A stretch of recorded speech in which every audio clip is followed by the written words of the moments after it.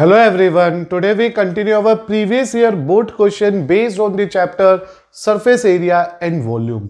Previous lectures में हम लोगों ने इस चैप्टर से कनेक्टेड सभी बेसिक क्वेश्चन सीखे थे as well as basic formula and complete NCERT भी डिस्कस करी. Now we are moving some previous year board questions which are very different and important questions for our exam point of view. And here the first one is, the rainwater collected on the roof of a building of a dimension 22 meter 20 meter is drained into the cylindrical vessel having base diameter 2 meter, height 3.5 meter. If the vessel is full up to the brim, find the height of the rainwater on the roof. So what is the point here?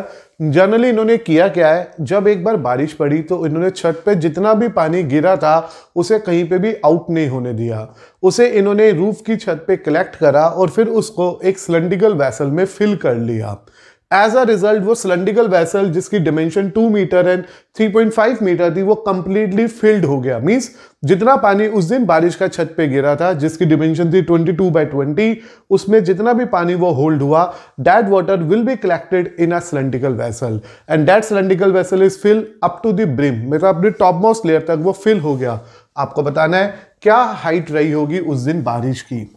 तो सबसे पहले अगर हम यहां बात करें तो we have a cylindrical vessel. तो मैंने लिखा for cylindrical vessel we have a information about this cylindrical vessel as, क्योंकि हमारे को यहां पे इसकी डिमेंशन के बारे में जाना है. तो इसकी जो रेडियस, इसका जो डायमीटर है, note a radius, it's a diameter. इसका जो डायमीटर गिवन है हम लोगों के लिए वो इस क्वेश्चन में है 2 मीटर. तो radius is just half of the diameter, इसलिए मुझे मिल गया वो 1 metre.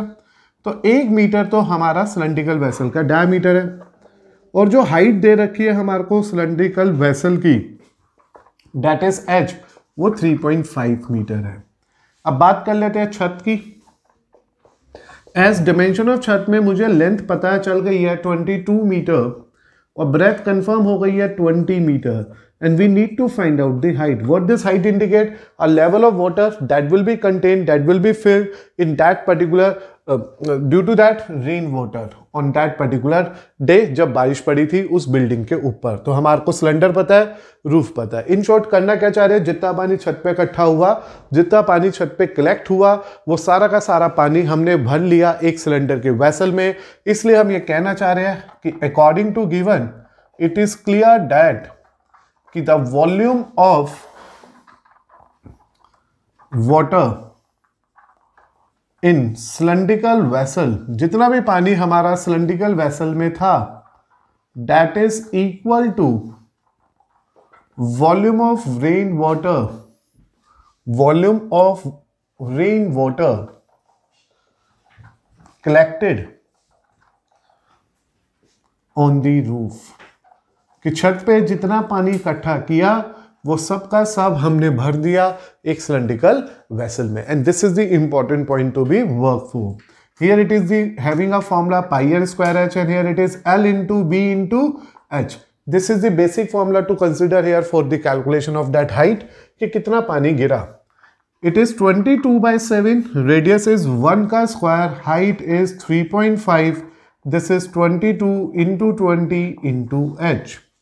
Now go for a simplification. 22 by 7, 35 by 10, 1 upon 22 into 20 and here it is capital H. What we have to do, 22 20 को नीचे भेजा. अब 22 से 22 चला गया, यहाँ पे 5 आ गया, यहाँ पे 2 आ गया and we are just left with 1 by 40 metre. तो ये बारिश हुई उस दिन, जो बारिश फॉल करी वो 1 by 40 मीटर फॉल करी. इसे सेंटीमीटर में बदलना चाहो तो you will say that 1 by 40 into 100 centimetre. Since it is known that 1 metre में हमेशा 100 सेंटीमीटर ही रहते हैं. As a result, the value we are getting from it is 5 by 2 centimetre. यानी कि जो बारिश उस दिन गिरी उस बिल्डिंग की छत पे वो 2.7 सेंटीमीटर फूल करी। तो इस तरह से आप लोगों ने 2010 का one of the board question discuss किया, which is a very different question here, जिसमें हमारे को एक बहुत छोटा सा कंसेप्ट लगाना था कि जितना पानी छत पे इकट्ठा होगा, जितना वाटर कलेक्ट होगा on the roof is just equal to the water collected in our cylindrical vessel. तो with the help of that basic dimension we use that concept here, simplified accordingly. In the end we observe that कि जो roof पे पानी collect हुआ था उसकी height 2.5 centimetre थी।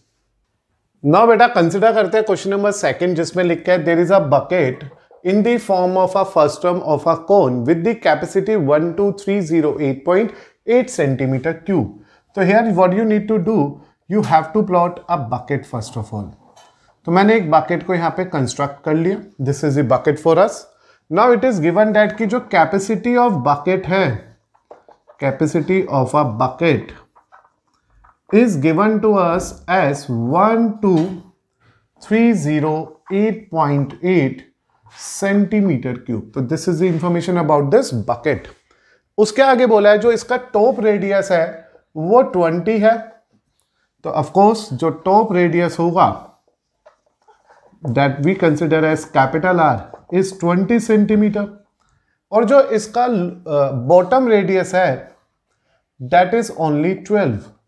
तो जो हमारे पास बॉटम रेडियस है दैट इज स्मॉल आर से हम सिंबल लेते हैं और उसकी वैल्यू दे रखे हैं 12 सेंटीमीटर। तो this is quite necessary for us to get this information one by one from our question. Find the height of the bucket and also the area of metal sheet use to make this bucket.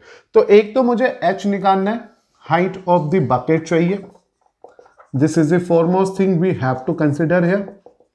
Then also we need to find out area of metal sheet required to make this bucket। तो ये दो चीजें हमारे को यहाँ पे calculate करनी है, as well as we have to use the value of pi as 3.14। तो first of all because capacity is given, और capacity basically means volume, I think ये तो आपको बहुत इजीली क्लियर होगा। तो मुझे यहाँ वॉल्यूम दे रखा है 12308.8 centimetre cube.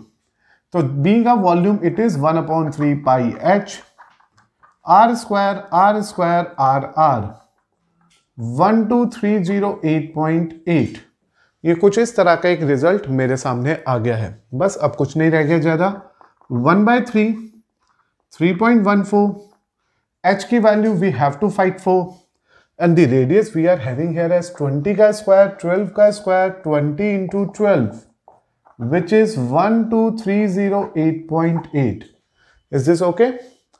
So beta here when you think about the term carefully, so this is just give you a term as this is a value we need to consider as 3.14/3 h।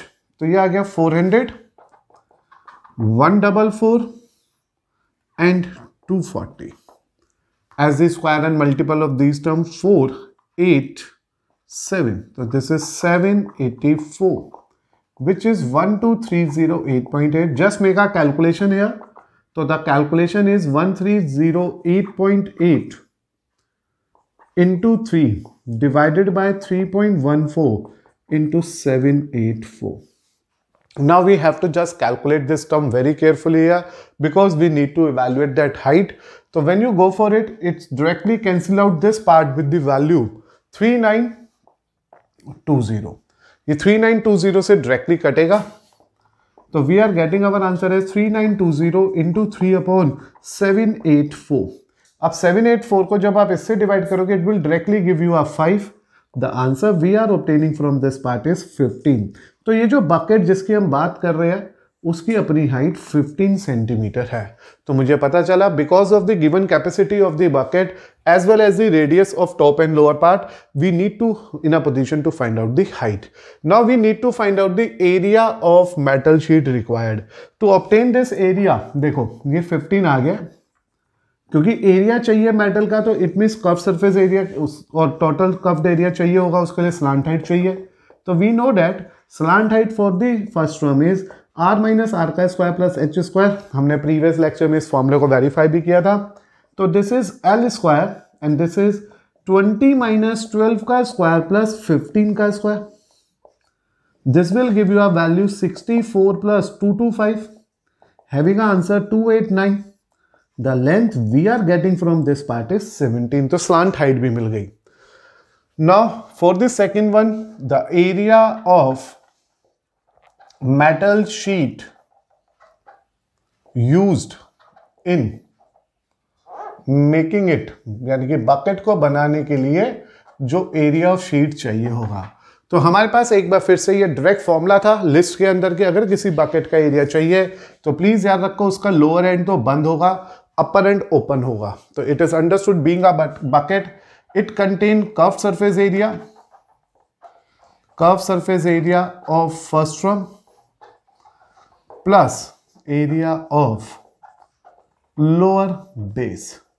ये इतना है बेटा. Curved area यानी कि pi L R plus R being a first term, और curved area lower base area is just a circular area ना, bottom base is circular, तो pi are square. Take this pi common, we are just left with L R plus R square. Substitute the terms now. 3.14 and what do you say about the L? L is 17, R plus R is 20 plus 12 and this is 12 का square. Just go for a simplification here. 3.14, it is I think 32. So 17 into 32 plus 144. Now what you need to do here? You have to just multiply 32 into 17. For that it is 4, it is 2 2, it is 3 2, it is 4 4 5. So we are getting the term 544 plus 144. When you further multiply it, it is 3.14 into 8. Add करना पड़ रहा है 8 and 6. Now when you multiply, it is 2160.32 centimeter square. So this is the area of metal sheet required to make this particular bucket. तो आप देख सकते हैं 2013 का one of the previous year board question is the one of the question जिसमें दो basic information पे चलना था. कैपेसिटी की हेल्प से हम लोगों ने फाइंड आउट करी हाइट, उस हाइट और गिवन रेडियस के हेल्प से हमने फाइंड आउट करी slant height. With the help of all that basic data then we are plan for the area of metal sheet, जिसके लिए मुझे कर्व फर्स्ट टर्म का कर्व सरफेस एरिया और lower circular base का curve area निकालना पड़ा और दोनों को फाइनली ऐड करा and we get the required respective result of our question number 2. Now बेटा कंसिडर करते हैं क्वेश्चन नंबर 3, जो थोड़ा सा डिफरेंट और इंपॉर्टेंट सा क्वेश्चन था, जिसमें हमारे को एक पर्टिकुलर स्टेटमेंट को वेरीफाई करना है, प्रूव करना है कि ये रिजल्ट इसमें वर्क कर रहा है. गिवन क्या उसके बारे में बात कर लेते हैं. It is given that S is the surface area of the cuboid. तो हमारे को यहाँ पे गिवन है surface area of cuboid, that is S and dimensions are, यानी कि लेंथ हमें x गिवन है, ब्रेथ हमें y गिवन है एंड हाइट हम लोगों के लिए वो z गिवन है, क्योंकि बोला क्यूबॉइड की डिमेंशन है x, y and z. And as well as we also know about the volume of the cuboid. इसी क्यूबॉइड के वॉल्यूम को इन्होंने सिंबल v दे रखा है and we need to prove that 2 upon s is 1 upon x plus 1 upon y plus 1 upon z equal to 1 upon v. So this is the statement we need to verify. So to start with this question, this is the one of the very different question here, जो calculation based बिल्कुल भी नहीं है, सिर्फ आपको symbols का use करते हुए रिजल्ट तक पहुंचना है. तो पहले बात करते हैं सरफेस एरिया ऑफ क्यूबॉइड की. And it is very very clear that कि अगर किसी भी क्यूबॉइड का सरफेस एरिया निकालना है तो वो होता है 2LB plus BH plus HL. तो according to the information as LBH is given to us, it is 2XY YZ ZX. तो in short we can say that जो S का मतलब है वो है 2 टाइम XY YZ ZX. तो this is the first information we have to consider for the given question. तो इसे मैंने यहाँ पे फर्स्ट मान लिया कि ये यहाँ पे वैल्यू है सरफेस एरिया ऑफ क्यूबॉइड की. Since we also know that कि जो वॉल्यूम ऑफ क्यूबॉइड होगा that is basically L into B into H according to the dimension X into Y into Z. इसलिए हम ये कह सकते हैं कि जो V की वैल्यू आएगी वो X, Y और Z आएगी. This is the second information we are getting from the data of the given question. Now to prove this, either we prefer LHS side, substitute the terms there and simplify for the answer. So we take the result of LHS. 2 upon S, 1 upon X, 1 upon Y, 1 upon Z. So this is the value of our LHS. To make a simplification here, we need to take the LCM, which is X, Y, Z. और जैसे मैंने LCM लिया, यहाँ आ गया YZ, यहाँ आ गया XZ और यहाँ पे XY. अगर आप ध्यान से देखो तो ये लिखा है 2 time, this implies that 2 time XY plus YZ plus ZX और नीचे आ रहा है S इंटू XYZ. अब check the information we already have in equation first and second. तो मैं यहां से ये कह सकता हूं आपके लिए कि जो न्यूमरेटर है this is just a X and this is V. This is from first and second. जो फर्स्ट और सेकेंड इक्वेशन थी उसके बेहाफ पे मुझे ये कंफर्म हुआ, ये S से X कट गया. We are just left with 1 upon V which is equal to its RHS. तो ये हो गया one of the another question of our exercise, जो बहुत ही डिफरेंट अप्रोच के साथ सोचना था, जिसमें मेरे पास सरफेस एरिया था small S, length breadth height को बोला गया था XYZ, वॉल्यूम के लिए सिंबल था V and we go for the proving of this one. First of all we plan and simplify for the term. मैंने यहाँ पे सरफेस एरिया का फॉर्मूला निकाला, S की टर्म में, वॉल्यूम निकाल लिया V की टर्म में, प्रूविंग रिजल्ट को कॉपी किया, LCM लिया, सिंप्लीफाई किया, सब्स्टिट्यूशन की and in the end we obtain the respective RHS of our given question. Now बेटा कंसिडर करो one of the important question of today's lecture, जो बहुत ही यूनिक और डिफरेंट सा क्वेश्चन है, जिसमें लिखा है conicular vessel of radius 6 centimetre, height 8 centimetre. तो अगर हम बात करें कॉनिकुलर पोर्शन की, कॉनिकुलर पार्ट की, तो यहाँ जो कॉनिकुलर वेसल मेरे पास इस क्वेश्चन में गिवन है, उसके लिए उसका जो रेडियस बोला जा रहा है यहाँ पे दैट इज R, वो 6 सेंटीमीटर है. उसकी जो हाइट गिवन है हम लोगों को कॉनिकुलर वेसल की, वो 8 सेंटीमीटर है. आगे के लिखा है it is completely filled with the water, ये पूरा पानी से भरा हुआ है. A sphere is lowered into the water, हमने एक स्फेरिकल बोल को, एक स्फीयर को उसके अंदर डाल दिया है उस पानी से भरे हुए जार के अंदर, वेसल के अंदर, इस तरह से कि its size is such that when it touch the sides it is just emerged. तो हम लोग प्रैक्टिकली सोचते हैं what they are saying to us. Suppose कर लीजिए ये कॉनिकुलर वेसल हो गया हमारे लिए, this is one of the conicular vessel. यहाँ पे हम लोगों ने देखा कि ये पूरा का पूरा पानी से भरा हुआ है अप टू ब्रिम तक. अब हमने इसके अंदर एक स्फीयर इस तरह से रखा, इसके अंदर डाला कि वो कंप्लीटली इमर्ज भी हो गया और इसकी साइड्स को टच भी कर गया. तो this is our spherical vessel. तो ये मेरे पास एक स्फेरिकल वेसल बन गया. थोड़ा सा पेशेंटली बनाना पड़ेगा आपको ये वेसल, इस तरह से आप समझ सकते हैं. तो this is the spherical vessel which is put inside this conicular vessel. This sphere is put inside this conicular vessel in such a way that कि वो पूरा का पूरा पानी के अंदर भी आ गया और इसकी दोनों साइड को टच भी कर गया. अब हुआ क्या, जैसे हमने इसमें स्फीयर पुट करा तो कहीं ना कहीं क्योंकि पानी पूरा भरा हुआ था, ये पानी ओवरफ्लो होगा और एज अ रिजल्ट हमारे को बताना होगा कि कितना पानी इसमें से ओवरफ्लो हुआ, उसका फ्रैक्शनल पार्ट निकालो. तो इस तरह से हमने नोट किया कि अगर ये हमारे सेंटर है इस स्फीयर का और ये हमारे पास पूरी हाइट हो गई, तो this is A, this is B, this is C, this is P, this is centre. तो it is very very clear that कि जो स्फीयर है उसका रेडियस नहीं पता है, तो मैंने माना let the radius of sphere be capital R centimetre. तो ये कैपिटल R हो गया, ये भी कैपिटल R हो गया, जबकि ये जो है रेडियस है ऑलरेडी गिवन है मुझे 6 और जो ये हाइट है this is already given as 8.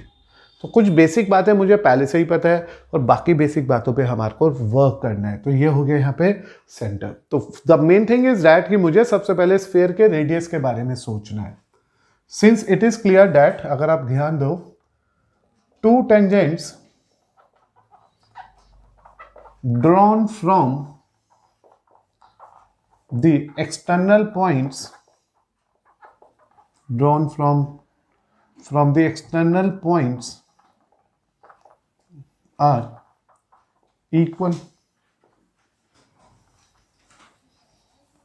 Equal in length. ये जो दो टेंजेंट है जो एक एक्सटर्नल पॉइंट से बनाया गया है वो लेंथ वाइज इक्वल हो गए, इसलिए मैं ये कहना चाह रहा हूँ कि जो BP है that is equal to BA which is equal to 6 centimetre. क्योंकि बेटा ये भी 6 हो गया और ये भी 6 ही हो गया, क्योंकि ये रेडियस दे रखा था हम लोगों के लिए। तो ये 6 है, जबकि ये दोनों कैपिटल R है। And when you think about the term very carefully, हमारे को करना क्या है, we are try to find out that capital R। हम कैपिटल R को फाइंड आउट करने की कोशिश कर रहे हैं, जो इस पर्टिकुलर फिगर के अंदर हम लोगों को सिंप्लीफाई करना होगा। याद रखिएगा ये सर्कल है तो ये 90-90 बनेंगे, वही radius and tangents are perpendicular at the point of contact. तो BP इक्वल टू दिस, ये भी 6, ये भी 6, ये R। Now what is next here.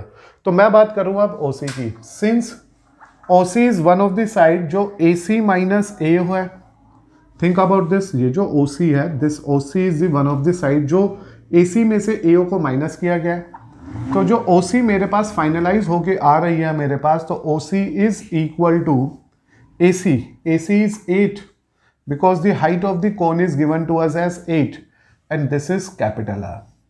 तो मुझे इस OC की लेंथ मिल गई है यहाँ पे 8 माइनस कैपिटल R। तो मुझे यहाँ से ये 8 माइनस कैपिटल R मिल गया।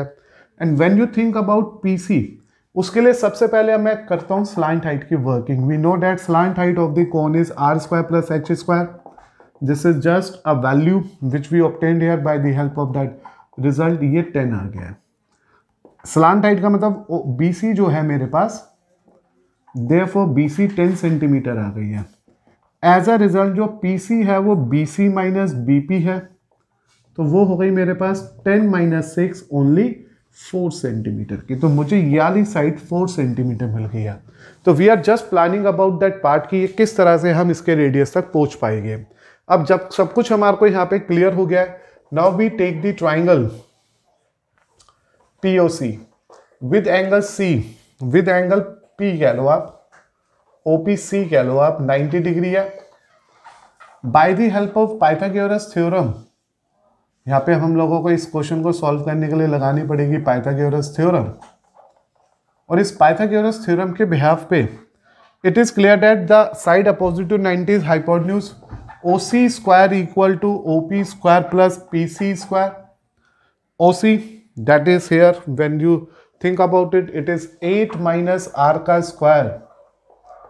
OP is the R of the sphere and PC is just we calculated here as 4। Solve it very carefully। When you simplify it carefully, you will get it is 64 plus R square minus 16R equal to R square plus 16।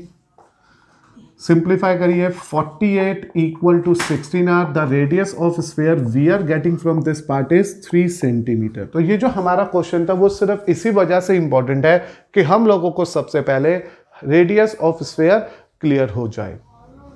जैसे कि हमारे को radius मिल गया इस particular figure का, इस sphere का, अब हमारे को निकालना है कितना पानी ओवरफ्लो हुआ। तो volume of water overflows is equal to volume of sphere emerge। वो स्फीयर जो हमने इसमें फिट करा है, इसमें डाला है, उसके वॉल्यूम के वो इक्वल है। तो वॉल्यूम ऑफ वाटर जो ओवरफ्लो कर गया है हमारे लिए, that volume is equal to 4/3 pi R cube, क्योंकि ये फॉर्मूला है हमारे पास वॉल्यूम ऑफ स्फीयर को कैलकुलेट करने का। तो इट इज 4/3 पाई 3 का cube. Just solve it carefully, ये आपको देगा 36 पाई सेंटीमीटर क्यूब, क्योंकि वो 27 से 3 कटेगा 9 आएगा, 9 4 से 36 आएगा। अब निकालते हैं volume of water contained, volume of water contained in conicular vessel before क्या हमने इमर्ज किया था, before a sphere lowered into it, कि जब स्फीयर डालने से पहले इसका जो वॉल्यूम था वो जस्ट वॉल्यूम ऑफ कोन के इक्वल होगा। तो मुझे यहां सिर्फ वॉल्यूम ऑफ कोन निकालना है, और यहां जो वॉल्यूम ऑफ कोन आएगा वो आएगा 1/3 पाई आर स्क्वायर एच। तो यहाँ जो वॉल्यूम ऑफ कोन आने वाला है वो 1/3 पाई आर स्क्वायर एच आने वाला है, जिसमें आर और एच हमारे को कंफर्म है पहले से ही। तो इट इज 1/3 पाई 6 का square into 8। When you simplify 1/3 pi 36 into 8, यहाँ आ गया 12। इट इज बेटा 96 पाई सेंटीमीटर क्यूब। तो एज अ रिजल्ट मैंने सबसे पहले क्या किया, उस फिगर को सोचा जो इस क्वेश्चन के अकॉर्डिंगली बनना था, इसलिए मोस्ट इंपॉर्टेंट क्वेश्चन था। फिर मैंने एक कंसेप्ट लगाया सर्कल का, 2 टेंजेंट मीट आउटसाइड, अगर ये 6 है तो ये भी 6 आ गया, और स्लांट हाइट टोटल इसकी 10 है और ये 6 है तो लोअर पार्ट 4 आ गया, तो ये 4 पता चल गया, ये r पता चल गया, और ये r है as a radius of sphere, तो इससे ये भी मिल गया 4 - r। इस राइट एंगल ट्राइंगल की तीनों साइडों की इंफॉर्मेशन होने के बाद पाइथागोरस अप्लाई करी and we get the value of r, that is the radius of sphere. फिर मैंने वॉल्यूम ऑफ स्फीयर निकाल लिया, क्योंकि पानी जितना भी ओवरफ्लो करेगा वो जस्ट उसी के इक्वल होगा जितना वॉल्यूम ये इसके अंदर हम पुट करेंगे। तो जितना सॉलिड अंदर गया, जितना स्फीयर का वॉल्यूम गया, उतना ही पानी ओवरफ्लो कर गया। इससे मेरे को निकल गया इतना पानी ओवरफ्लो करा, जबकि एक्चुअल था इतना पानी। अब पूछा क्या था हमसे, फ्रैक्शन ऑफ वाटर ओवरफ्लो। तो therefore the fraction of water overflows, the fraction of water overflows is equal to volume of sphere, जितना पानी हमने वो वॉल्यूम इसमें पुट किया, upon volume of cone, actual में जितना पानी था। तो when you simplify it, pi इसलिए नहीं पुट किया था क्योंकि मुझे लग रहा था पाई कटेगा। 6 के टेबल पे 6 जा और 6 के टेबल पे आई थिंक 16 जा। The fraction we are getting from it is 3/8। तो जो फ्रैक्शन ऑफ वाटर ओवरफ्लो करा वो 3/8 करा, मीन्स टोटल वॉल्यूम का 3/8 हिस्सा जब हमने इस स्फीयर को इसमें पुट किया था तो इसमें से बाहर निकल गया। तो अपने आप में बहुत ही डिफरेंट, बहुत ही यूनिक सा क्वेश्चन था, जिसमें आप बच्चों ने देखे कॉनिकुलर वेसल था जिसका रेडियस 6 था, जिसकी हाइट 8 थी, वो पूरी तरह से पानी से भरा हुआ था। फिर हमने एक स्फीयर इसके अंदर डाला, एज अ रिजल्ट उसका जो साइज था स्फीयर का वो इस तरह से था कि वो पूरा इसके अंदर इमर्ज भी हो गया और उसकी दोनों साइड्स इसकी साइड्स को टच कर गई। अब आपको ये बताना था कि जब ये स्फीयर पानी के भरे हुए बकेट के अंदर गया या भरे हुए वेसल के अंदर गया तो कितना पानी बाहर निकल गया। That will be very very similar to a water, that volume of water is very similar to the volume of this sphere. और इस स्फीयर के वॉल्यूम के लिए पहले मेरे को रेडियस की फाइट करनी पड़ी, जो बहुत ही यूनिक तरीके से हमने इस क्वेश्चन में करी। फिर ये पानी आ गया कि इतना पानी ओवरफ्लो हो गया है, लेकिन क्वेश्चन में पानी ओवरफ्लो नहीं पूछा, हमसे पूछा वो फ्रैक्शन की, फ्रैक्शन वाइज वो कितना बाहर गया।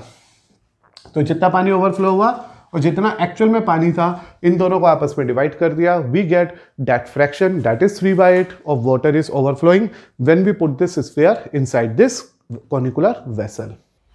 Now beta consider करते हैं another important and different question of our surface area and volume. Here we have a information the outer and the inner diameter of hemispherical bowl is 17 and 20 centimeter respectively.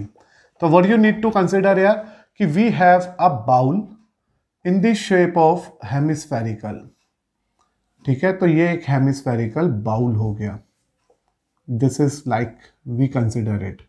तो ये hemispherical bowl है. इस bowl का जो हमारे पास information है उसके accordingly इस बाउल का जो डायमीटर है, outer diameter we take it as capital D is 17 centimetre. Therefore जो आउटर रेडियस हो जाएगा इसका, that we have to consider as capital R is D/2 is 17/2 centimetre, और you may be convert this into the terms of decimal. As well as हमारे पास इसके अलावा एक इनर डायमीटर भी है, that inner diameter small d is 15 centimetre. Because of that जो इसका इनर रेडियस होगा that should be small r having a value D/2, it is 15/2 centimetre. तो हियर बेटा according to the information we have for our question, एक bowl है, outer inner diameter दे रखे हैं, उसके रिस्पेक्टिव मैंने क्या निकाल लिए, रेडियस निकाल लिए। अब मुझे यहाँ पे इन्होंने कहा है कि जो कॉस्ट ऑफ पॉलिशिंग है, एक चीज और गिवन है, कॉस्ट ऑफ पॉलिशिंग। हम कर क्या रहे हैं, इस पूरे ही पार्ट को, इस पूरे ही बाउल को, the cost of polishing the bowl, उसकी जो यहाँ कॉस्ट दे रखी है वो 25 पैसा पर सेंटीमीटर स्क्वायर है, और it is 0.25 rupees per centimetre square. तो basically we have a bowl, we need to polishing that bowl all over it. It is already mentioned it will be polished all over. तो यहां पे मैंने सबसे पहले निकाला total area of bowl, hemispherical bowl लिख लीजिए, of bowl to be polished, कि पहले हम बात करते हैं उस एरिया की जिसपे हमें पॉलिश करनी है।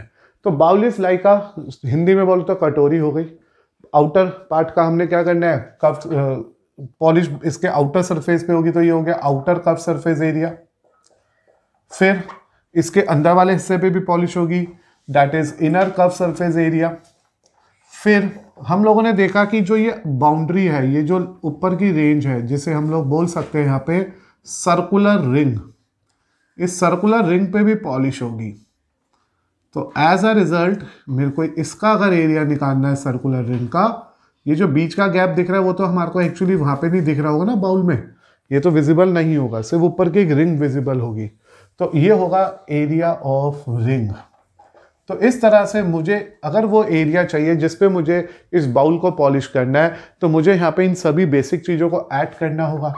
इसका formula 2 pi are square as hemispherical shape, 2 pi are square again as a hemispherical shape, and this is pi are square minus R square.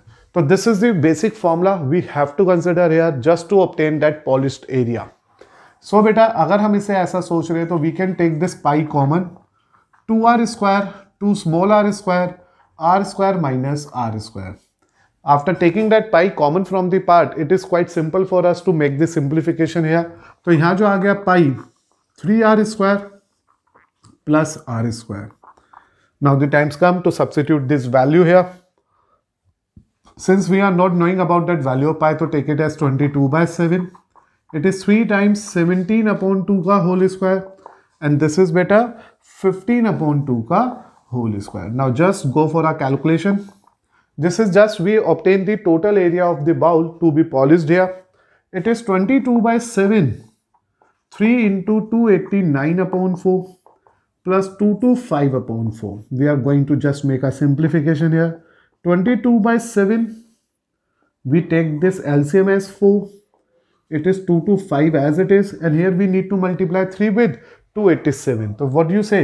When we multiply this 3 with 287, we can say that it will be 3 nines are 27, 2 carry, 24, 26, again 2 carry, it's 8. So when you add it, when you get this, we have a term 867 plus 225 upon 4. Make it more simple. नीचे तो 4 ही चल रहा, ऊपर आ गया 12, मतलब 7 और इसका सम, then you will get 9, then you will get 10. तो it is 1092. To finalize this answer here, to make it more simple here, it is 22 by 7, और इसको इससे reduce कर लो, it is 2, क्योंकि it will be easily cancelled with 2, then we get 29, that will be cancelled with 7, then it will be 3. So we are finally get the term as 22 by 7 into 273. तो जो total area आ गया मेरे पास, total area of bowl to be polished, उसकी जो value आ गई हमारे पास, that is 22 by 7 into 273. It will further reduced here. ये 7 के टेबल पे आ गया, I think 3s are and then 63 9s are. Now just make a multiplication. वो एरिया आ गया 858 सेंटीमीटर स्क्वायर। तो this is the total area of bowl जो मुझे यहाँ पे मेरी वर्किंग के हेल्प से ऑब्टेन हुआ। तो क्वेश्चन बहुत सिंपल था। आउटर और इनर रेडियस डायमीटर से मैंने रेडियस निकाले, मुझे टोटल कॉस्ट निकालने के लिए पहले एरिया निकालना है। This is the important point कि वो एरिया ऑब्टेन कैसे करेंगे, what that basic logic we have to prefer here. Outer area भी चाहिए, अंदर वाला एरिया भी चाहिए, ऊपर की रिंग भी चाहिए। अब हम निकालते हैं total cost. Total cost is equal to cost per centimetre square into total area. Just use this formula. It is 25 पैसा as mentioned to us and it is 858. Solve it carefully. यहाँ 100 आ गया, ये 1/4 आ गया, ये 858 आ गया. Just divide this with 4. Your answer is rupees 214.50 पैसा. तो 214 रुपये 50 पैसे. 214 rupees 50 पैसा is the amount required to polish this particular hemispherical bowl. तो finally we get the answer here. तो आपने देखा आउटर और इनर डायमीटर से रेडियस निकाले गए. कॉस्ट ऑफ पॉलिश पर ऑफ द कॉइन से 25 पैसे पर यूनिट से कॉस्ट पता थी. फिर हमने उस एरिया को डिजाइन करा कि एरिया के लिए आउटर एरिया चाहिए, इनर एरिया चाहिए, रिंग का एरिया चाहिए. टोटल एरिया को फिर उस 25 पैसा से मल्टीप्लाई किया. We get that required answer here. Now बेटा कंसिडर करो question number 6. Again a very different question. देखो आज जो हमको सीख रहे हैं वो बिल्कुल ऐसे एक्सक्लूसिव क्वेश्चंस है जो रूटीन से काफी डिफरेंट है. इसलिए आपको हर क्वेश्चन को बहुत केयरफुली ऑब्जर्व करना है और प्लीज कॉपी करने से पहले पॉज करना है. खुद सोचो यार क्या तुमसे होता है या नहीं होता है ये क्वेश्चन. पढ़ लेते हैं बेसिक क्या है. The sum of the length breadth and height of the cuboid is 19. तो मैंने माना let length of a cuboid be. हमने लेंथ को यहां पे सपोज कर लिया L सेंटीमीटर, ब्रेथ को सपोज कर लिया यहां पे B centimetre, and the height of this cuboid will consider here as H centimetre. According to given इन तीनों का जो सम दे रखा है that is 19 centimetre. This is the first information we are having in this particular question. As well as it is mentioned that कि जो इस पर्टिकुलर क्यूबॉइड का जो डायगोनल है, the diagonal of a cuboid have a value 5√5 centimetre. These are the some basic information we have in this particular question, and what we have to do here, we need to find out the surface area. मुझे मेरे question में surface area of cuboid find out करना है, which means that मुझे 2LB plus BH plus HL की value find out करनी है. तो this is the information, this is the given question जिस पे मुझे वर्क करना है. सिंस मुझे यहां डायगोनल पता है और डायगोनल की वैल्यू है 5√5, it means it is √L² plus B² plus H² is 5√5. Is this okay? To make it simple here, to make a simplified value we go for a squaring.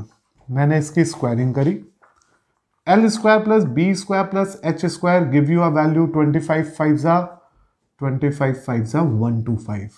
तो मुझे जो ये result मिला, मुझे जो ये आउटपुट मिला वो 125 मिल गया, which is consider as here first equation. तो मुझे डायगोनल पता थे, √L² B² H² की वैल्यू पता थी, मैंने उसकी स्क्वायरिंग कर ली. अब आगे चलते हैं. और मुझे साथ में ये भी पता है कि जो L plus B plus H है that is 19. This is what we have in our question. इसकी भी मैंने स्क्वायरिंग करी. On squaring it is L plus B plus H का whole square which is equal to 19 का square. तो we are going to make a simplification. That is I am saying कि this is the very different question. मैंने इसलिए कहा आपको कि ये कुछ अलग से क्वेश्चन है और हम आज सिर्फ उन्हीं क्वेश्चंस पे वर्क कर रहे हैं जो लीक से थोड़े डिफर कर रहे हैं. तो अभी जैसे मैंने यहाँ पे फॉर्मूला खोला तो तुम्हें पता होगा A प्लस बी प्लस सी के होल स्क्वायर का जो बेसिक फॉर्मूला है वो है A² plus B² plus C² 2AB 2BC 2CA. Definitely आपने ये फॉर्मूला कहीं ना कहीं याद किया होगा, तो उसे यहाँ अप्लाई कर देते हैं. L² plus B² plus H² 2LB 2BH 2HL which is equal to 361. Why it is 361?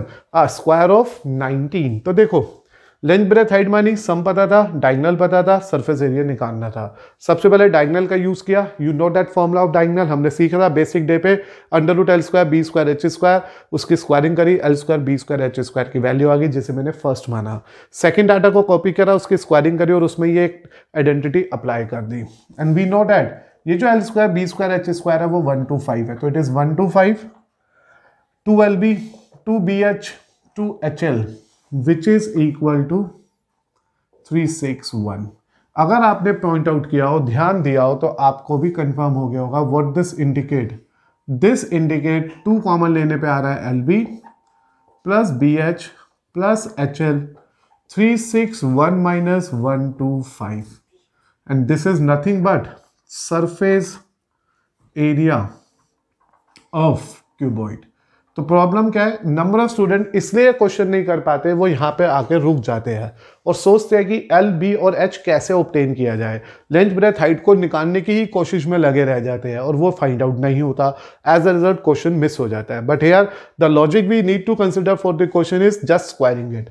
After squaring we are obtaining the result of L square B square H square, जिसको मैंने 1 to 5 पुट करा, उसे उधर shift कर दिया और जो ये पर्टिकुलर टर्म बची वो अपने आप एक फॉर्मूले को इंडिकेट कर गई और मेरे पास आंसर आ गया 236 सेंटीमीटर स्क्वायर। हेंस इस क्यूबॉइड का सरफेस एरिया जो आएगा वो 236 सेंटीमीटर स्क्वायर आएगा। Without calculating that length breadth height dimension नहीं फाइंड की मैंने, still we have the answer here. तो है ना अपने आप में बहुत ही इंपॉर्टेंट सा क्वेश्चन, जिसमें बस जो टर्निंग पॉइंट है वो ये है कि यहां तक सब बहुत इजीली पहुंच जाते हैं, यहां तक तो ऑलरेडी हमें पता ही है। This is the turning step. अगर आप इसकी स्क्वायरिंग को प्लान कर लोगे और सब्स्टिट्यूशंस को प्रेफर करोगे, you get the required answer of your question. Now consider करते हैं एक और अलग से क्वेश्चन, डिफरेंट सा क्वेश्चन इस एक्सरसाइज में, इस लेक्चर में, जिसमें लिखा है एक building is in the form of a cylinder surmounted by a hemisphere vault dome containing this much of metre of air. तो first of all you need to draw the building here. तो हमने एक building को plot करा।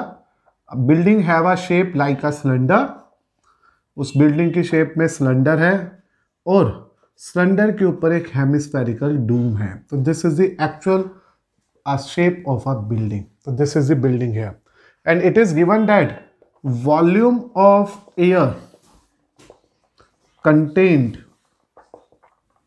in the building is 4119 by 21 meter cube. So this is the first information we have to consider here. Secondly, it is also given that the internal diameter of building, internal diameter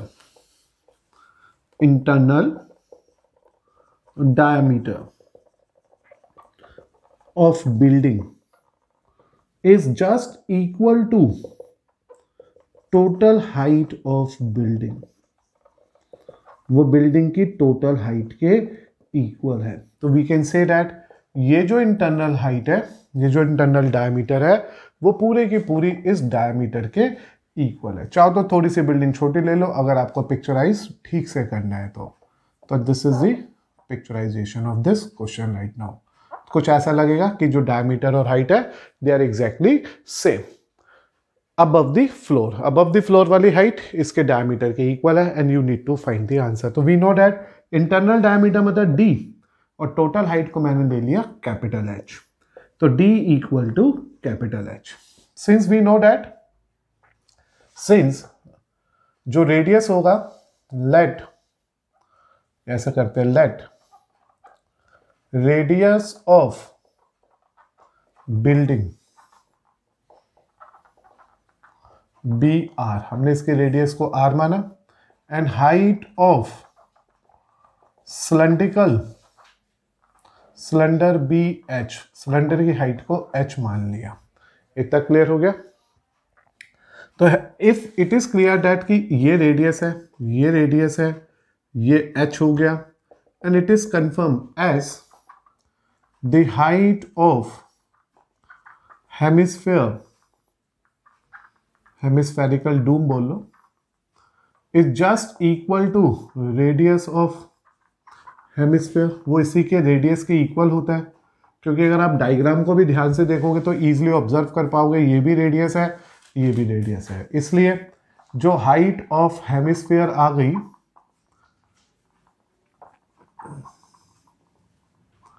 वो basically equal हो गई are के।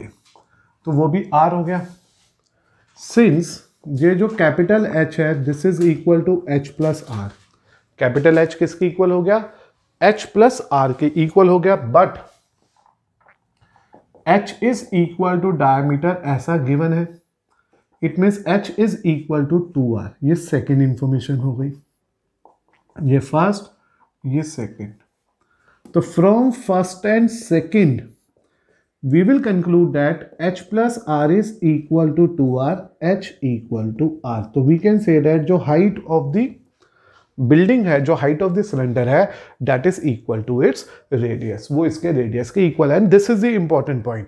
अभी देखो मैंने volume of air contain का role ही नहीं यूज किया। What I am doing here, इन्होंने दे रखा था कि डायमीटर जो है इस बिल्डिंग का वो पूरी हाइट ऑफ द बिल्डिंग के इक्वल है, यानी कि मुझे यहां से पता चला कि ये जो कैपिटल एच है वो 2r के इक्वल है अगर हमने उस बिल्डिंग की रेडियस को r मान लिया, जबकि सिलेंडर की हाइट को h मान लिया। और according to the figure it is clear that hemisphere की जो हाइट होगी वही उसके रेडियस के इक्वल होगी, इसलिए जो हेमिस्फीयर की हाइट है वो भी r होगी। तो ये कहना बिल्कुल भी गलत नहीं होगा, जो ये कंप्लीट टोटल हाइट है वो h प्लस r का सम है, जबकि कैपिटल R 2r के इक्वल है। When you compare and simplify we will say that height is equal to r। जब ये सब कुछ क्लियर हो गया, ये सब कुछ पता चल गया, अब हम चलते हैं वॉल्यूम पे। वॉल्यूम ऑफ एयर कंटेन्ड, जो भी वॉल्यूम ऑफ एयर इसने कंटेन की हुई है, contained is equal to 4119/21 metre cube. Now the point is that कि ये जो वॉल्यूम ऑफ एयर कंटेन्ड है 4119/21, इसको सॉल्व कैसे करेंगे। तो हमने देखा, आपने सीखा होगा 21 और 41 को करो पहले multiply, it will give you a value 861 plus 19 कर दो इसमें add, this will give you a value 880. So we can say that it is 880/21 meter cube. But the point is that this volume of air contain का मतलब हुआ volume of cylinder,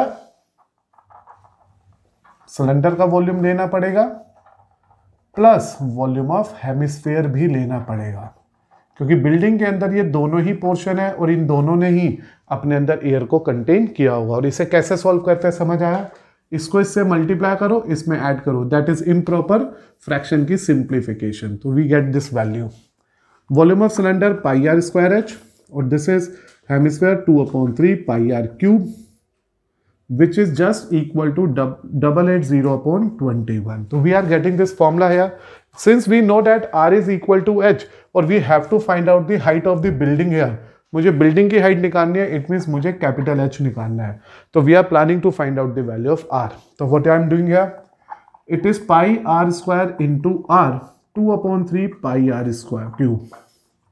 time रहते हुए मैंने H को भी R से replace कर दिया, क्योंकि हमने यहाँ वेरीफाई किया था कि जो सिलेंडर की हाइट है that is very very equal to radius of it, क्योंकि हमने यहाँ पे जब इक्वेट किया था तो ये आ गया था ना H equal to 2r minus r, तो H इक्वल टू R। तो वी रिप्लेस इट, या एलसीएम ले लो 3 πr³ 2 πr³ equal to 880/21।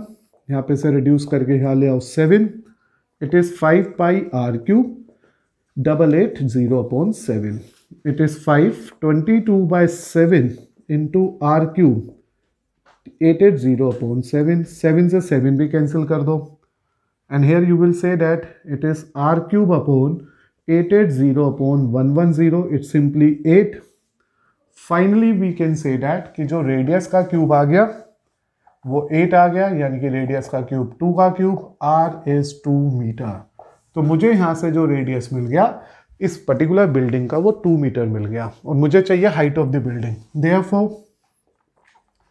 Height of the building, तो इस जो बिल्डिंग की हाइट चाहिए that is capital H which is equal to 2r, इसलिए जो मेरे को हाइट मिल गई वो 2 × 2 4 मीटर आ गई, कि इस पर्टिकुलर बिल्डिंग की जो टोटल हाइट है वो 4 मीटर है। तो इस तरह से we can again observe a very different and new question of our surface area and volume, in which there is a one figure given to us, one information given to us कि we have a cylinder surmounted by a hemisphere।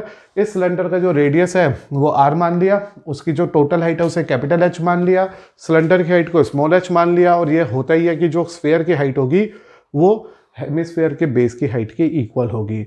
With the help of all that basic information, and this is the important point, diameter जो है इसका वो total height के equal है, और उसकी वजह से हमने ये रिलेशन निकाल लिया है कि जो हाइट ऑफ कंप्लीट बिल्डिंग है वो डबल ऑफ रेडियस है। As a result, by making all that arrangement and simplification, we finally obtain that कि हाइट 2r के इक्वल भी है और height basically h plus r भी है by the mean of diagram. As a result जो height of cylinder है वो रेडियस ऑफ सिलेंडर के इक्वल आ गया है। We use that basic formula, calculated carefully, replace that h with r, take this LCM, क्योंकि सब लाइक टर्म हो गई थी, सॉल्व करते चले गए, रेडियस 2 आया और the height of the building we are getting from this question is 4 metre. तो इस तरह से आज हमने डिस्कस किया आपके साथ एक्सक्लूसिवली सरफेस एरिया और वॉल्यूम के कुछ इंपॉर्टेंट क्वेश्चन जो लीक से बहुत डिफरेंट थे और मोस्ट इंपॉर्टेंट थे। इसलिए बेटा ऐसे क्वेश्चंस की प्रैक्टिस जरूर करिएगा, क्योंकि इन्हीं की वजह से आपके बेसिक्स इस चैप्टर के अंदर स्ट्रॉन्ग हो गए।